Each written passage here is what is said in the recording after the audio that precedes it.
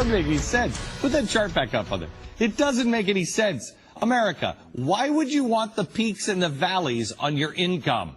Think of this not as a state, but as you. You want to have times when you buy a house and then all of a sudden your income just falls off and then shoots up and then falls off? Or would you rather have the steady climb?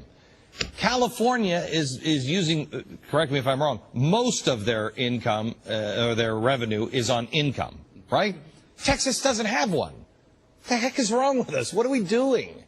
We're back with Troy Senek. He is from California, Scott Hodge, and Josh Barrow. Now, how to fix this? First of all, can the states just reset? Is there any way for them just to say, guys, I'm sorry, we just can't honor these pensions, we can't do these things anymore, we were on the wrong path, we got to reset? Is there any way to do that? Well, if they take the approach that General Motors and others are doing, yes. They essentially have to go into receivership and call a halt to everything and say, we're going to go back to square one. But wait, General Motors got a bailout. Got the bailout. I know.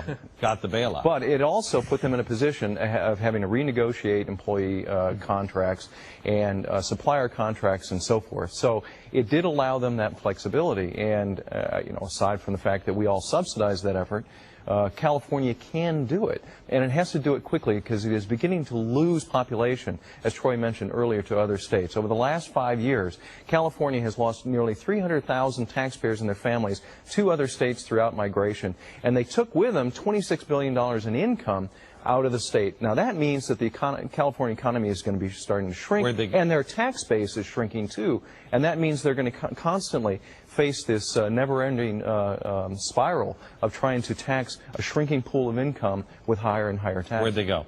Where'd the people go when they left? Do you know? The rest of the country. Mountain West states, Florida. What happened in Nevada, Arizona, elsewhere? Anybody tell me what happened in Maryland?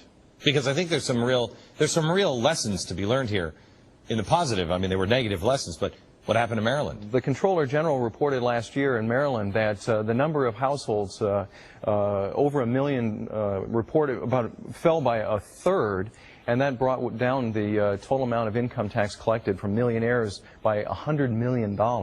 So when they passed a millionaires tax, they saw the number of millionaires decline by a third and the amount of revenue collected from them by $100 million. That's pretty severe. If I'm a progressive, I just say we need a millionaires tax nationwide, because that way nobody could move anywhere.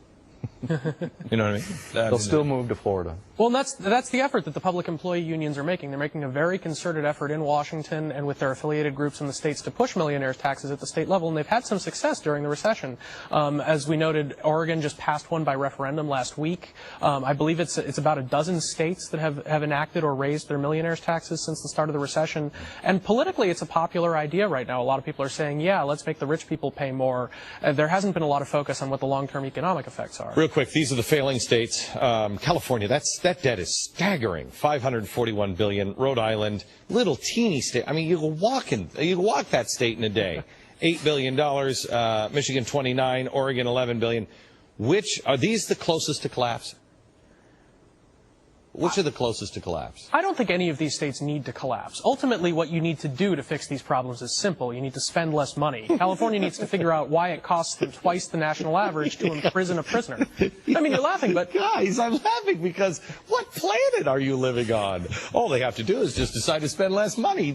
Any of these states look like the kind of states that are going to spend less money? That's not what they... But they have a different philosophy. But they laugh at me when...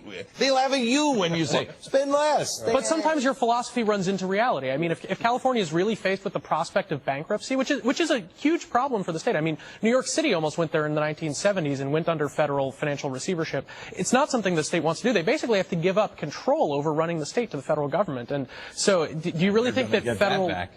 Yeah, it's not an appealing option. So I think that when states really realize that you can't keep spending more and more and more when you don't have the money to spend it, they'll have to get spending under control. Okay. I want you guys, and Troy, help us out on this. When we come back, I want to ask each of you guys for a state or a policy that you say the federal government should be looking at this right now. We should do this on the federal side, and also all states should look at this, either policy or state, and say, do this. We'll come back in just a second.